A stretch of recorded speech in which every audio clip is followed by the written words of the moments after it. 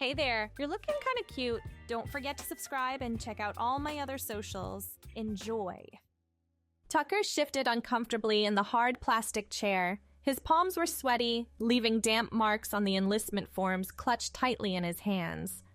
The stern-faced recruiter across the desk eyed him expectantly. "So, son, you're sure about this? The military ain't for everyone." Tucker nodded firmly, willing his voice not to waver. "Yes, sir, I'm ready to serve my country." In truth, Tucker was far from certain, but he hoped that the rigid structure and intense physical demands of military life would finally silence the voice inside that had haunted him for as long as he could remember. The voice that whispered he wasn't truly Tucker at all, but someone else entirely. As he signed his name on the dotted line, with a trembling hand, Tucker silently prayed that boot camp would make a real man out of him at last. Weeks later, Tucker stood at attention in freshly pressed fatigues, trying to blend in with the other recruits. His hair had been shorn into a severe crew cut that left him feeling oddly exposed. He'd thought the military uniform would make him feel strong and masculine. Instead, the stiff fabric seemed to amplify every curve he'd worked so hard to conceal. The drill sergeant paced before them, boots clicking sharply on the concrete. "Listen up, maggots. You've been specially selected for an elite new training program. Consider yourselves lucky." His eyes raked over the nervous recruits. Or perhaps unlucky, depending on how you look at it. A ripple of uneasy murmurs passed through the group. Tucker's stomach clenched with anxiety. What kind of program could this be? "The nature of warfare is changing," the sergeant continued. "We need soldiers who can adapt, blend in, go undercover in ways never before possible." He paused for effect. "That's where you come in. You'll be the first to undergo our experimental feminization protocol." Tucker's ears were ringing. Surely he had misheard. Feminization? His worst fears and deepest desires collided in a whirlwind of conflicting emotions. "You'll receive hormone treatments, extensive training in feminine mannerisms and skills, even cosmetic procedures if necessary," the sergeant explained. "By the time we're done with you, you'll be able to pass flawlessly as women for deep cover missions." Some of the recruits were protesting loudly now, but Tucker remained frozen in place, heart pounding. Was this real? Could this actually be happening? "Participation is voluntary," the sergeant added. "Anyone who wants out, speak now. No shame in admitting you can't handle it." Tucker's mouth was dry as he watched nearly half the group step forward to opt out. He knew he should join them. This went against everything he'd enlisted for. And yet, when the sergeant's gaze fell on him, Tucker somehow found himself remaining still and silent. What was he doing? This was madness. But he couldn't bring himself to walk away from what might be his only chance to explore the identity he'd suppressed for so long. The next weeks passed in a blur as the remaining recruits began their transformation. Tucker was given a new name, Sadie, along with a regiment of hormones and endless hours of training in everything from makeup application to the proper way to walk in heels. At first, Sadie felt awkward and self-conscious, but as the changes began to take hold, she found herself thriving. For the first time, she felt comfortable in her own skin. The persona she was meant to be adopting felt more authentic than the mask she'd worn her entire life. During etiquette classes, Sadie took meticulous notes on proper table manners and social graces. She found she had a natural aptitude for the finer points of femininity that some of her fellow recruits struggled with. While they complained about uncomfortable undergarments and aching feet, Sadie relished every new experience. In the evenings, Sadie would often linger in front of the mirror, marveling at her gradually softening features. The hormones were steadily reshaping her body, dissolving hard angles into gentle curves. She ran her fingers through her growing hair, enjoying the silky texture. One of her bunkmates noticed her preening and snorted derisively. "You're enjoying this way too much, Tucker." "Don't forget, this is just a mission, not real life." Sadie flinched at the use of her old name. "It's Sadie now," she corrected softly. "And I'm just trying to be thorough. We're supposed to fully embrace our cover identities, right?" The other recruit rolled his eyes. "Whatever helps you sleep at night, man." But Sadie found she was sleeping better than she ever had before. For the first time, her dreams weren't filled with confusion and dysphoria. Instead, she dreamt of a future where she could live openly as her true self. As the months wore on, Sadie's skills continued to improve. She excelled in weapons training, often outperforming recruits who were physically larger and stronger. Her marksmanship was impeccable, her hand-to-hand combat fluid and graceful. During infiltration simulations, Sadie's acting was so convincing that even her instructors were impressed. She seamlessly adopted different personas, switching accents and mannerisms with ease. It was as if she'd been preparing for this role her entire life. One day, as Sadie was practicing lockpicking, her commanding officer approached with an appraising look. "At ease, soldier," he said as Sadie snapped to attention. "I've been reviewing your progress reports. Exemplary work across the board." "Thank you, sir," Sadie replied, fighting to keep the pride from her voice. The officer nodded. "We're fast-tracking you for an upcoming mission. Deep cover, highly classified. Think you're up for it?" Sadie's heart raced with excitement and nerves. "Absolutely, sir. I won't let you down." "See that you don't. This could change the course of the war." He handed her a thick manila folder. "Study up. You ship out in 48 hours. As soon as she was dismissed, Sadie rushed to her bunk to pore over the mission briefing. Her hands trembled slightly as she opened the folder, still hardly believing this was really happening. The assignment was more intense than anything she'd trained for. She would be posing as the wife of a wealthy arms dealer, gathering intelligence on a terrorist cell over the course of several months. It would require all of her skills, as well as a level of commitment to her female identity that went far beyond anything she'd experienced so far. Sadie's mind reeled as she considered the implications, as this wasn't just a temporary disguise. For the duration of the mission, she would be living full-time as a woman in the civilian world. The thought was both thrilling and terrifying. As she packed her gear and made final preparations, Sadie found herself wondering if she was truly ready for this. Not just for the dangers of the mission itself, but for the challenge of fully embracing a female identity outside the controlled environment of the training facility. The night before her departure, Sadie lay awake in her bunk, mind racing. What if she couldn't pull it off? What if she let her team down? And perhaps most frightening of all, what if she never wanted to go back to living as Tucker once the mission was over? Dawn broke, pale light filtering through the barracks windows. Sadie rose and dressed with shaking hands, carefully applying her makeup as she'd been taught. She stared at her reflection, barely recognizing the woman who gazed back at her with anxious eyes. "You can do this," she whispered to herself. "This is who you were always meant to be." With a deep breath, she shouldered her pack and stepped out into the cool morning air. Whatever challenges lay ahead, Sadie was ready to face them, not as the man she'd pretended to be, but as the woman she truly was. The next few months were a whirlwind of new experiences as Sadie settled into her undercover role. She found herself hosting lavish dinner parties, attending high society events, and rubbing elbows with some of the most dangerous and influential people in the criminal underworld. Through it all, Sadie's training served her well. She played the part of the arms dealer's charming wife flawlessly, all while gathering crucial intelligence. Her keen observational skills allowed her to pick up on subtle details and connections that others might have missed. But it wasn't just her mission skills that were put to the test. Living full-time as a woman in the civilian world brought a whole new set of challenges and revelations. Sadie experienced firsthand the everyday sexism and microaggressions that women often face. She learned to navigate social situations where she was underestimated or dismissed due to her gender. At the same time, she found a sense of community and camaraderie with other women that she'd never experienced before.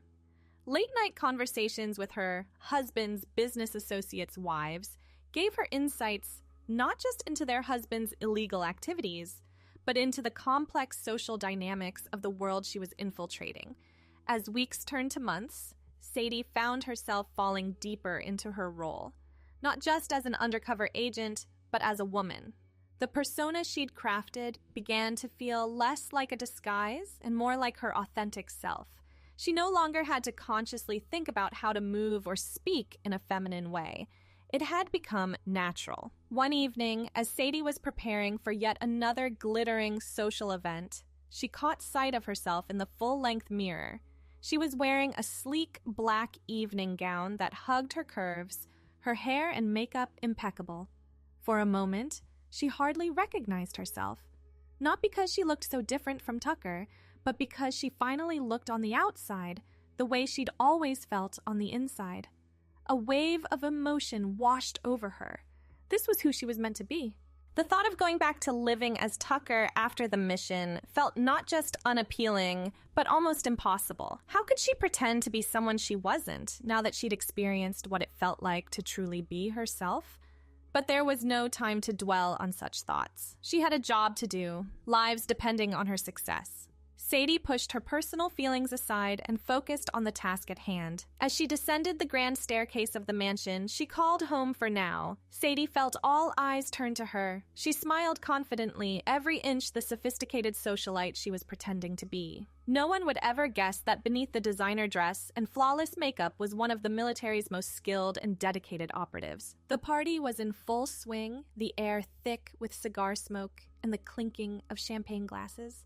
Sadie circulated gracefully, making small talk and watching for any signs of the illicit deals she knew were taking place behind the scenes. She was in the middle of a conversation with the wife of a suspected gun runner when she felt a familiar hand on the small of her back. She turned to see her husband, Jack, smiling down at her. "Darling, there's someone I'd like you to meet," he said smoothly.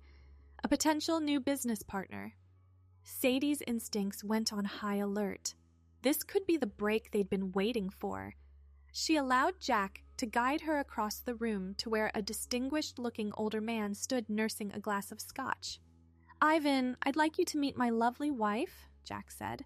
"Sweetheart, this is Ivan Petrov. He's very interested in some of our more specialized products."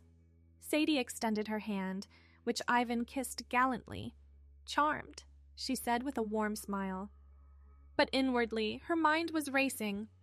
Petrov was a name she recognized from her mission briefing, a key player in the terrorist organization they were trying to infiltrate. As the evening wore on, Sadie used every skill at her disposal to gather information. She laughed at Ivan's jokes, asked innocent questions that yielded revealing answers, and carefully observed every interaction. By the time the last guests were leaving, she had a wealth of new intelligence to report. Once they were alone, Jack dropped his affectionate husband act. "Good work tonight," he said brusquely. "I think we're finally getting somewhere. Write up your report and encrypt it for transmission back to base." Sadie nodded, already mentally composing her briefing. But as she turned to go, Jack caught her arm. "And Sadie, remember what's at stake here. Don't let your personal feelings interfere with the mission." She met his gaze steadily. "I never have before, sir. I don't intend to start now." But as she made her way up to her room, Sadie couldn't help but wonder, was it really her personal feelings he was worried about? Or had he somehow sensed the internal conflict that had been growing within her? The following weeks were a frenzy of activity as their operation kicked into high gear. Sadie found herself taking greater risks, pushing the boundaries of her cover identity to gather crucial information. She attended clandestine meetings, bugged hotel rooms, and even engaged in a heart-pounding car chase through narrow city streets.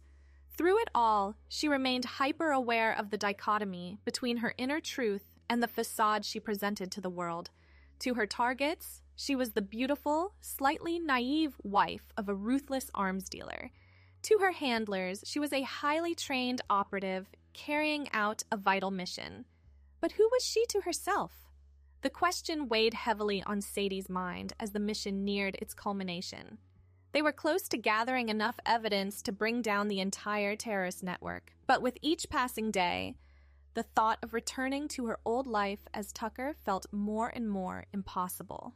One night, unable to sleep, Sadie slipped out onto the balcony of the luxurious penthouse that had been her home for these past months.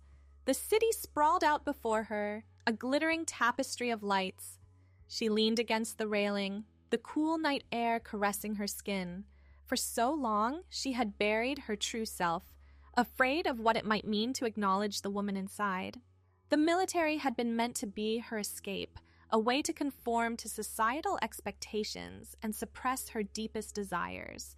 Instead, it had given her the freedom to become who she'd always been meant to be. Sadie closed her eyes, remembering the scared, conflicted person she'd been when she first enlisted.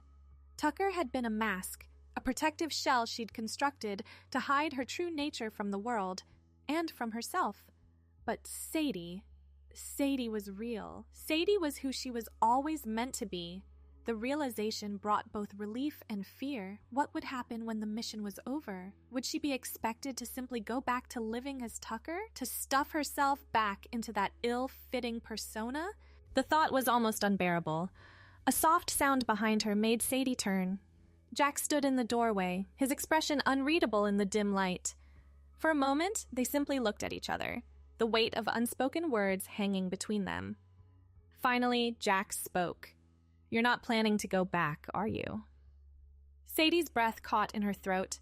She opened her mouth to deny it, to insist that she was fully committed to the mission, and nothing more. But the lie wouldn't come. Instead, she found herself shaking her head slowly. "I can't," she whispered. "This is who I am, Jack. Who I've always been, even if I didn't know it. I can't go back to pretending." She braced herself for anger, for accusations of compromising the mission. Instead, Jack's features softened with understanding. He stepped forward, placing a gentle hand on her shoulder.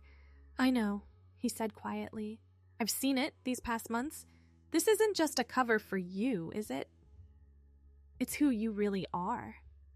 Sadie nodded, tears pricking at her eyes.